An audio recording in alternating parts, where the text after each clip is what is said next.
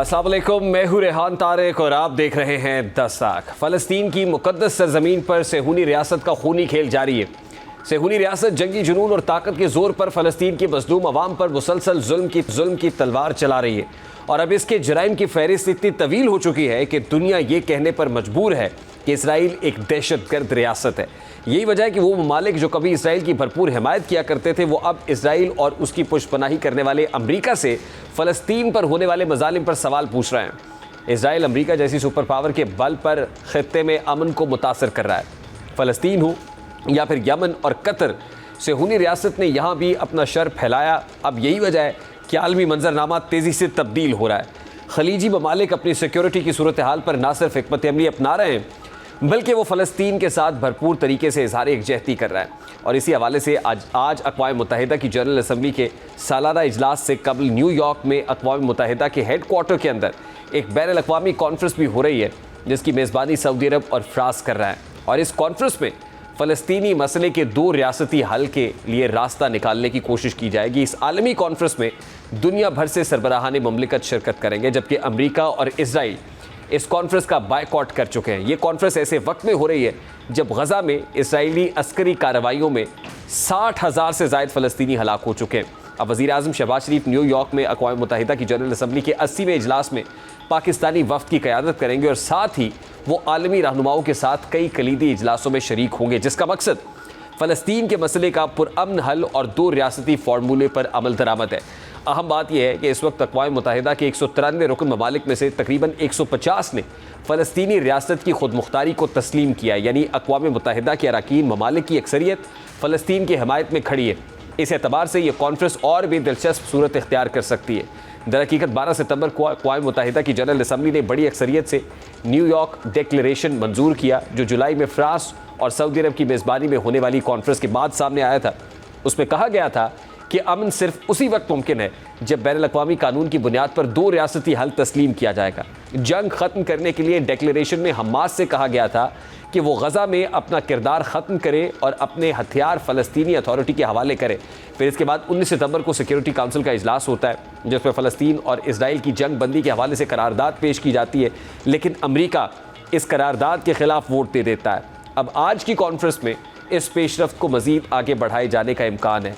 अब जैसा कि बरतानिया, कनाडा, ऑस्ट्रेलिया और पुर्तगाल ने फ़लस्तीन को आज़ाद रियासत तस्लीम कर लिया है, दरहकीकत दुनिया पर यह हकीकत आशिकार हो चुकी है कि किस तरह अमरीका इसराइल को अपनी हिमायत देकर फ़लस्तीन में खौफनाक खूनी खेल खेल रहा है। इसलिए G7 से वाबस्ता ममालिक, यूरोपीय यूनियन और खलीजी ममालिक एक तरफ हो चुके हैं, जबकि अमरीका और इसराइल दूसरी तरफ है।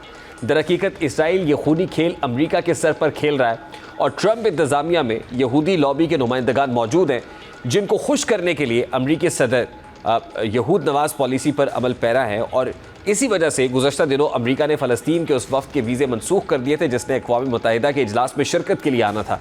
यानी अमरीका की जानिबदारी ने दुनिया को ये सोचने पर मजबूर कर दिया है कि इसराइल और अमरीका का गठजोड़ खित्ते के लिए कितना बड़ा ख़तरा हो सकता है।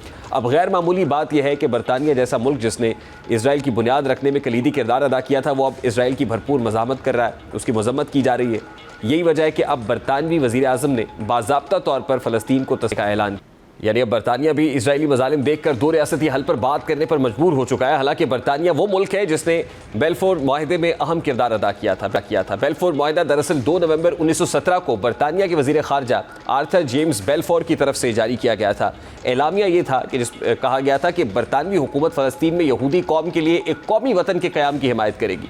उस वक्त पहली जंग अज़ीम जारी थी और बरतानिया को मुख्तलिफ़ अक़वाम की हिमायत दरकार थी। इसी एलामिया ने दुनिया भर के यहूदियों को उम्मीद दी थी कि फ़लस्तीन जो इस वक्त सल्तनत उस्मानिया के ज़ेर तसल्लुत है, मुस्तक़बिल में उनका कौमी वतन बन सकता है।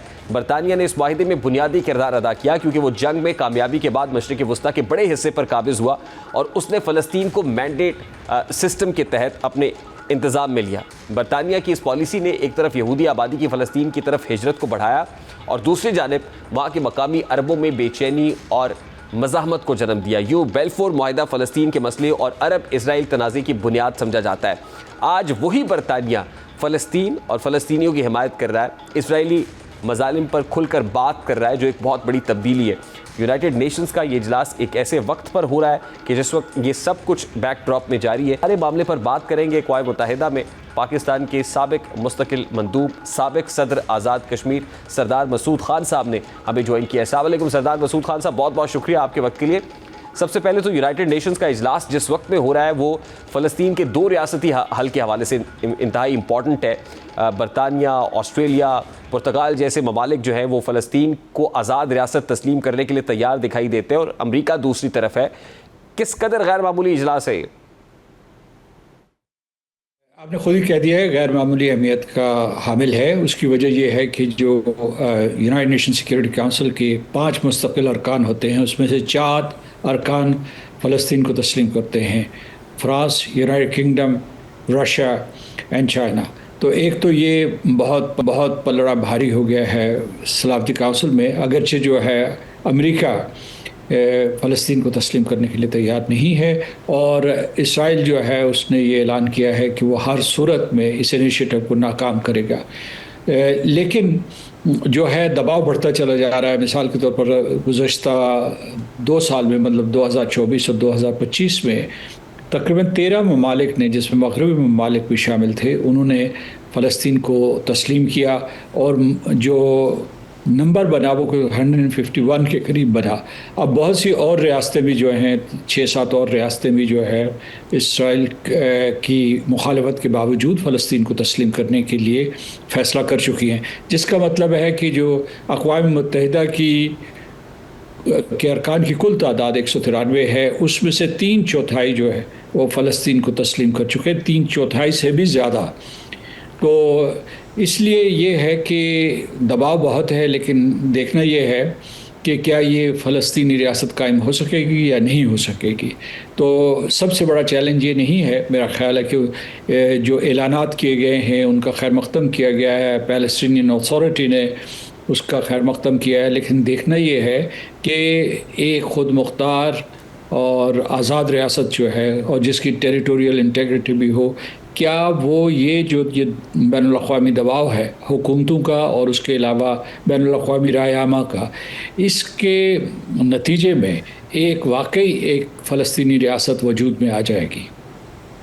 देखिए, एक तरफ तो गैर मामूली दबाव है, प्रेशर है अक़वाम आलम का, लेकिन दूसरी तरफ वीटो का इख्तियार अमेरिका के पास है। आपको लगता है ये जो वीटो पावर है ये प्रिवेल करेगी और फिर दूसरी तरफ ये सिर्फ सिंबॉलिक ही रह जाएगा?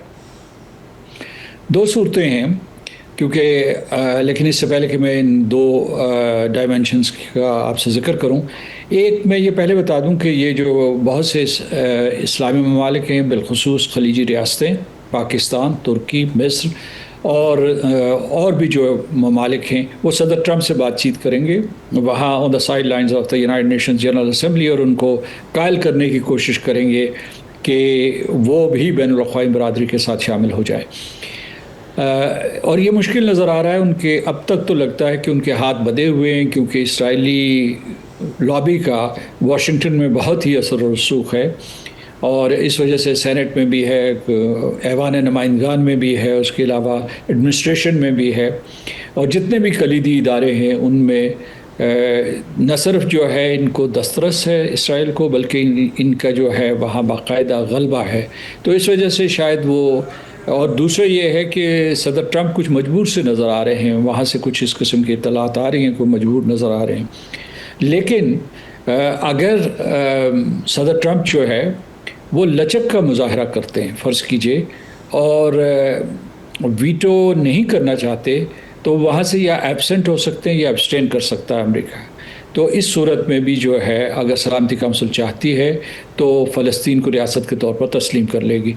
वहाँ जो रूल्स और प्रोसीजर हैं उसके तहत जनरल असम्बली की करारदाद अहम होगी, लेकिन एक अक़वाम मुत्तहिदा का रुकन बनने के लिए, बाकायदा रुकन बनने के लिए ज़रूरी है कि सलामती काउंसिल का भी वोट मौजूद हो, सलामती काउंसिल की तौसीक़ मौजूद हो।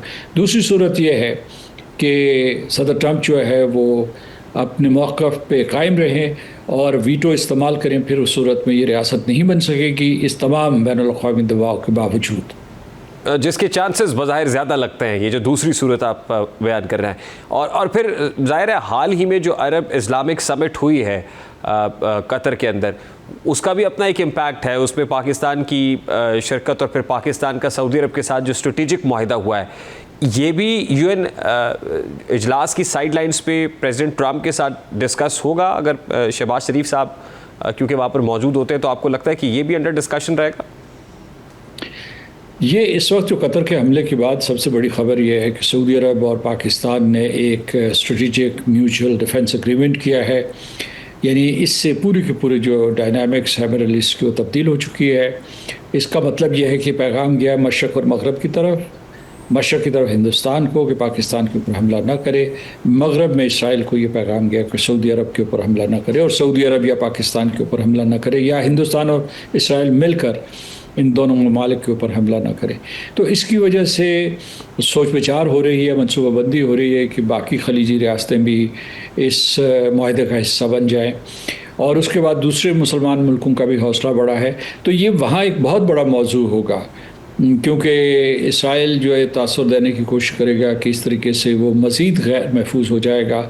लेकिन ख़ुद अमरीकी सवाल उठा रहे हैं कि एक न्यूक्लियर रियासत है, वाहिद न्यूक्लियर रियासत है अरब वर्ल्ड में इसराइल, तो वो क्यों अपने आप को गैर महफूज महसूस कर रहा है? उसके पास तो जौहरी हथियार हैं, इनमें से बाकी किसी भी रियासत के पास जौहरी हथियार नहीं हैं। तो इसलिए ये आपके सवाल का जवाब ये है कि ये जो मुआहिदा हुआ है पाकिस्तान और सऊदी अरब के दरमियान, ये वहाँ मौजूद बहस होगा। इससे जो है हिंदुस्तान और इसराइल की लॉबी ये उनको ख़बरदार करने की कोशिश करेंगे कि ये ख़ित्ते की सलामती के लिए बहुत हौसला शिकन बात है उनके नुक्ता नज़र से। लेकिन जो है मैं समझता हूँ कि अमेरिका इस सिलसिले में बहुत सोच के फ़ैसला करेगा, क्योंकि पाकिस्तान भी अमेरिका का दोस्त है। मतलब आजकल हमारे ताल्लुकात बेहतर हुए हैं, और सऊदी अरब भी जो है उसके साथ रिवायती तौर पर अमेरिका के ताल्लुकात अच्छे हैं, अगरचे इनमें बाहमी इख्तलाफात भी पाए जाते हैं फ़लस्तीन के मामले पे और ईरान के हवाले से। ईरान के साथ तो ये हो गया कि ईरान के साथ सऊदी अरब ने एक रैप्रोशमा कर दिया है, और उसकी वजह से जो है उनके ताल्लुकात बेहतर हैं। ये भी देखिएगा कि जब सऊदी पाक मुआहिदा हुआ तो ईरान के नुमाइंदे को, ईरान की हुकूमत को पहले से एतमाद में ले लिया गया था।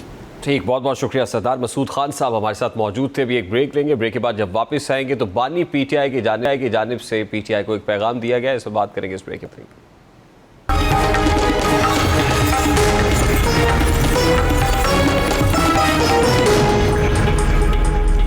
तहरीक इंसाफ इस वक्त कानूनी और सियासी चैलेंजेस में घिरी हुई है। कानूनी मैदान की बात करें तो अब भी बानी पीटीआई को कई कानूनी रुकावटों का सामना है।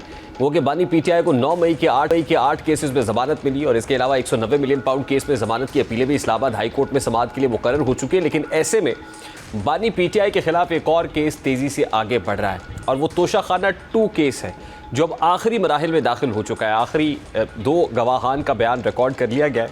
नैब अफसर Mohsin Haroon, assistant director FIA Shahid Parvez का बयान कलमबंद हो चुका है। दोनों गवाहान के बयानात पर 24 सितंबर को वकला सफाई जरा करेंगे, यानी इस्तगासा के गवाहान की शहादत मुकम्मल हो चुकी है और अब मज़ीद कोई गवाह पेश नहीं किया जाएगा। इस केस में ये पेशरफ भी हुई कि चश्मदीद गवाह साबिक military secretary brigadier retired Mohammad Ahmad का बयान सामने आया है, जिसमें उन्होंने बलगारी का सेट तोशाखाना में जमा न कराने का इंकशाफ किया है। उनके दिए गए इस बयान के मुताबिक बानी पीटीआई और बुशरा बीवी ने तहाइफ तोशाखाना में जमा न कराने की हिदायत की थी। साबिक मिलिट्री सेक्रेटरी के बयान के मुताबिक तहाइफ की मालियत 29,14,500 रुपये लगाई गई, जबकि बलगारी ज्वेलरी सेट की असल मालियत 7.5 करोड़ थी।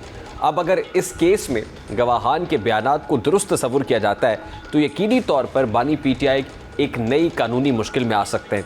अब एक तरफ कानूनी पेचीदगियाँ बानी पीटीआई की मुश्किलात बढ़ा रही हैं, तो वहीं तहरीक इंसाफ इन मुश्किलात को काउंटर करने के लिए मुख्तलिफ ऑप्शंस इस्तेमाल कर रही है। जैसे कि तहरीक इंसाफ एक बार फिर पेशावर में 27 तारीख को जलसा करने जा रही है। अब ये जलसा कितना कामयाब होता है ये देखने की ज़रूरत है, लेकिन वज़ीर आला KP के लिए भी गंडापुर जो एक सूबे के वज़ीर आला हैं और वो अवामी ताकत को इकट्ठा करने के लिए तमाम तर ताकत रखते हैं, हैरानकुन बात यह है कि वो इस जलसे से पहले ही हाथ खड़े कर रहे हैं।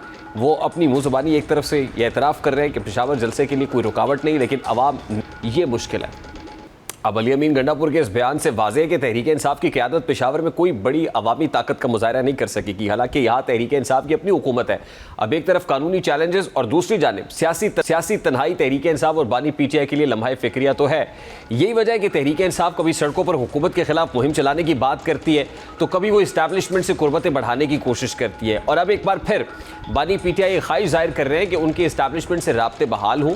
इस हवाले से आज अलीमा खान का अडयाला जेल के बाहर गुफ्तगू करते हुए कहना था कि बानी पीटीआई ने पैगाम दिया है कि बैरिस्टर गौहर, अली अमीन गंडापुर और बैरिस्टर सैफ इस्टेब्लिशमेंट ना रखे। इस्टेब्लिशमेंट ने कोई बात करनी है तो बराह रास्त मुझसे करें। इस वक्त बात करेंगे। इस वक्त पाकिस्तान तहरीक इंसाफ के मरकजी रहनुमा अमजद खान न्याजी साहब ने मैं ज्वाइन किया। अस्सलाम वालेकुम न्याजी साहब, बहुत बहुत शुक्रिया आपके वक्त के लिए। न्याजी साहब, अलीमा बीबी का यही स्टेटमेंट जिसमें वो ये कह रही है कि बानी पीटीआई कहते हैं बैरिस्टर गौर, बैरिस्टर सैफ और गंडापुर साहब इस्टेब्लिशमेंट से बात ना करे, इस्टेब्लिशमेंट उनसे बात ना करे, बात करनी है तो बराह रास्त मुझसे की जाए। तो क्या ये अपने ही लोगों पर अदम एतमाद है या इसका कोई और मतलब लेना चाहिए?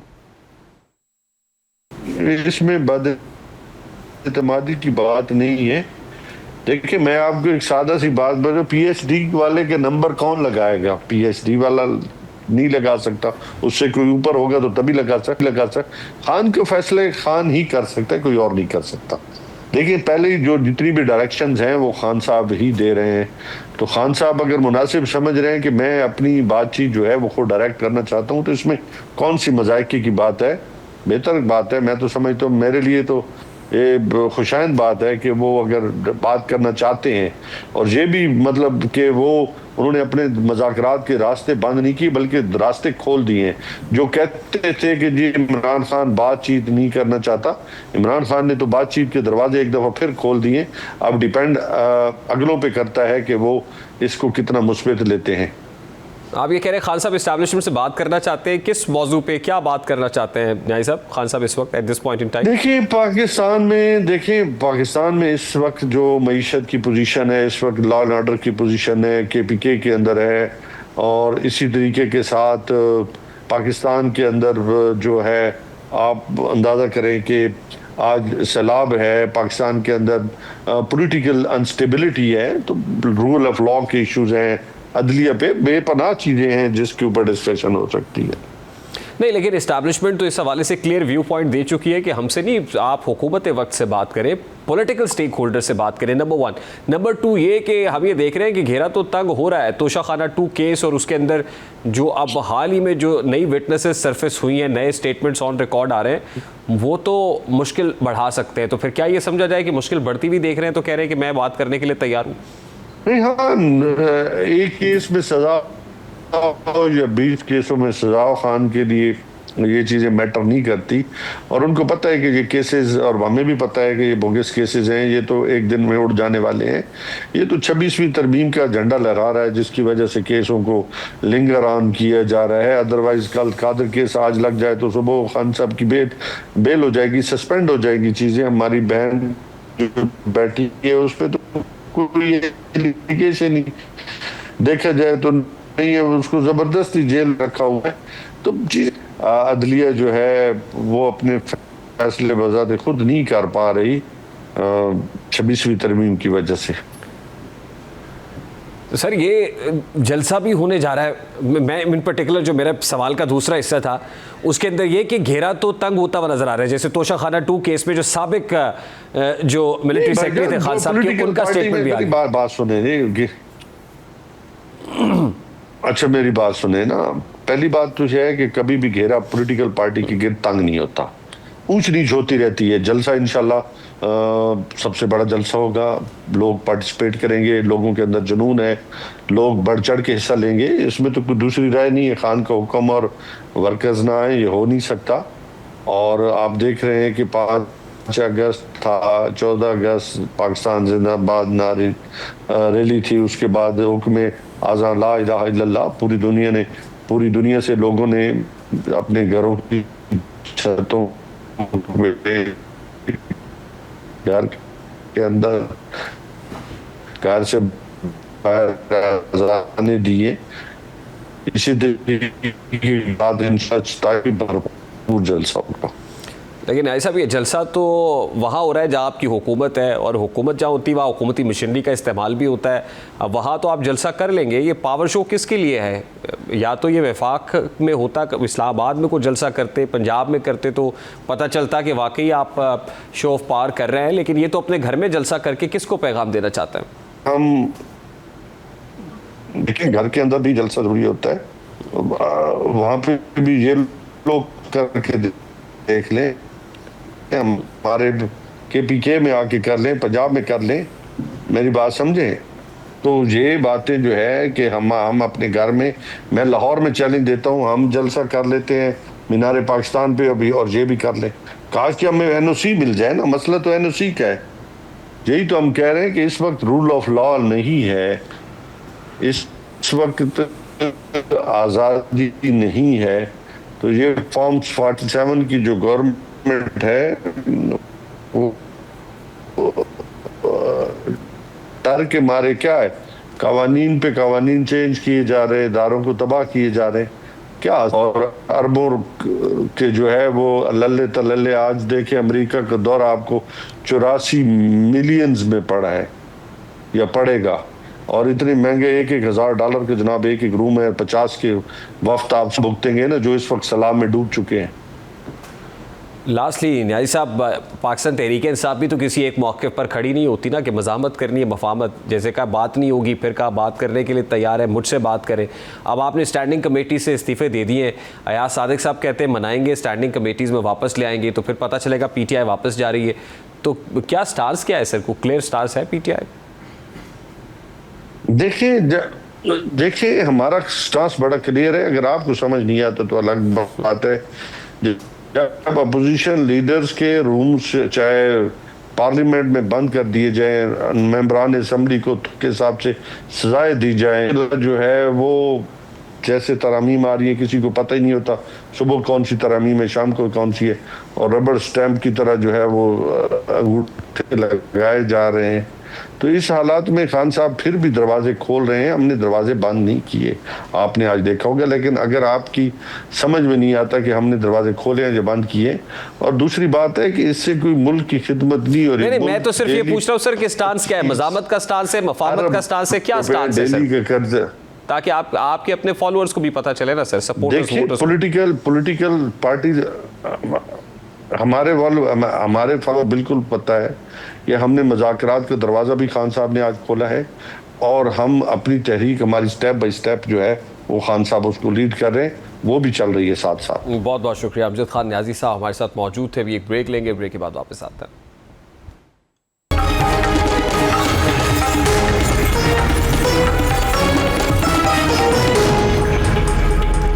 एशिया कप के सुपर 4 मरहले में पाकिस्तान और भारत के दरमियान होने वाला मैच एक बार फिर शायकीन क्रिकेट की तवज्जो का मरकज़ बना रहा। पाकिस्तान की बैटिंग ने इस बार मुतासिरकुन कारकर्दगी दिखाई, खुसूसी तौर पर साहबजादा फरहान की शानदार जारहाना बैटिंग ने बड़े टोटल में कलीदी किरदार अदा किया। उन्होंने 45 गेंदों पर 58 स्कोर बनाए, और यूं ओपनर्स और मिडिल ऑर्डर ने जिम्मेदारी के साथ खेल पेश किया, और पाकिस्तानी बैटर्स ने 172 रन का बड़ा टोटल स्कोर बोर्ड पर सजा दिया, जो जीत के लिए बड़ा टोटल था। लेकिन जहां बैटिंग ने बेहतर कारकर्दगी दिखाई, तो वहीं बॉलिंग ने एक बार फिर पाकिस्तानी शायकीन क्रिकेट को मायूस किया।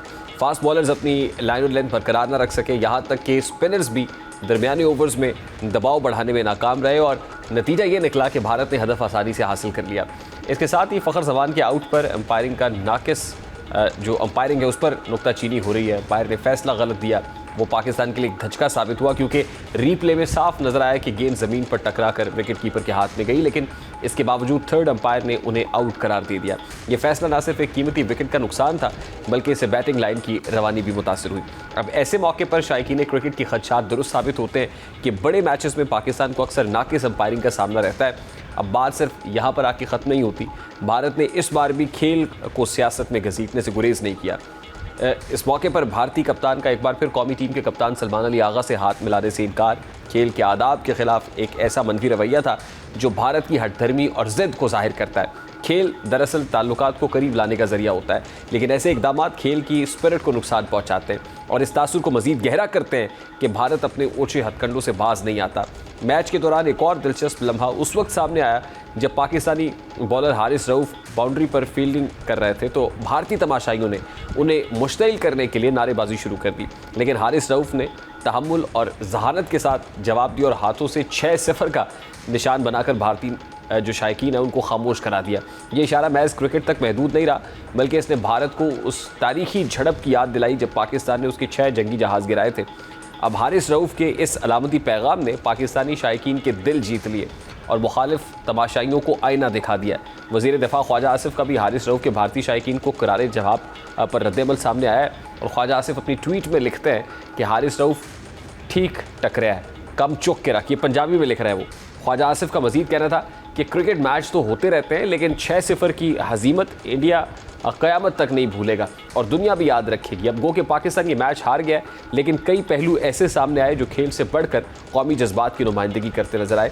बहरहाल पाकिस्तानी टीम ने बैटिंग में अपनी सलाहियत साबित की, लेकिन बॉलिंग के शोबे पर संजीदगी से काम करते ताकि आइंदा बैटिंग और बैटर्स की मेहनत ज़ाया ना हो सके। अभी एक ब्रेक लेंगे, ब्रेक के बाद वापस आएंगे, एक और इंपॉर्टेंट स्टोरी शेयर करेंगे। इस ब्रेक के बाद हमारे साथ रहिए।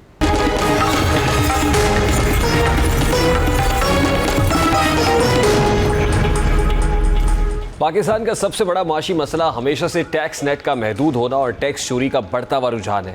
मुल्क की 24 करोड़ आबादी में से सिर्फ चंद लाख लोग ही टैक्स गोशवारे जमा कराते हैं और इनमें भी अक्सरियत अपनी असल आमदनी आसार से छुपाती है।